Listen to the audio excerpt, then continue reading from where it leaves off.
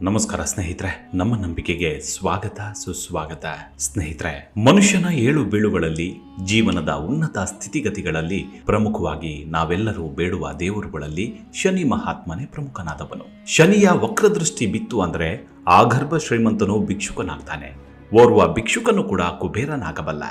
ಬರೀ ಹಣದ ವಿಷಯವಷ್ಟೇ ಅಲ್ಲ, ಆರೋಗ್ಯದಲ್ಲೂ ಶನಿ ಪ್ರಭಾವ ತುಂಬಾನೇ ಇದೆ. ಕೇವಲ ಭಾರತೀಯರಷ್ಟೇ ಅಲ್ಲ, ವಿದೇಶಿಗರು ಕೂಡ ಶನಿ ಪರಮಾತ್ಮನನ್ನ ಆರಾಧಿಸುವುದಿದೆ. ಶನಿಯ ಕೃಪೆಗಾಗಿ ಇನ್ನಿಲ್ಲದಂತೆ ಬೇಡಿಕೊಳ್ತಾರೆ. ಇನ್ನು ಭಾರತೀಯರಾದ ನಮ್ಮ ವಿಷಯಕ್ಕೆ ಬರುವುದಾದ್ರೆ, ಜೀವನದಲ್ಲಿ ಕಷ್ಟಗಳು ಶುರುವಾಯಿತು ಅಂದ್ರೆ ಶನಿ ದೇವಸ್ಥಾನಕ್ಕೆ ಹೋಗಿ ಎಳ್ಳು ದೀಪ ಹಚ್ಚೋದು, ಹರಳೆಣ್ಣೆ ದಾನ ಮಾಡೋದು ಇದ್ದೇ ಇರುತ್ತೆ. ಒಂದು ನಂಬಿಕೆಯ ಪರಾಕಾಷ್ಠೆ ಅದು. ಜೀವನದಲ್ಲಿ ಒಳ್ಳೆದಾಗತ್ತೆ ಅನ್ನೋ ನಂಬಿಕೆ ನಮ್ಮದಾಗತ್ತೆ. ಅಷ್ಟಕ್ಕೂ ಕೆಲವೊಮ್ಮೆ ದೊಡ್ಡವರು ಹೇಳ್ತಾರೆ, ಶನಿ ದೇವನ ಕತೆ ಕೇಳಿದ್ರೆ ಸಾಕು ಜೀವನ ಉದ್ಧಾರವಾಗತ್ತೆ.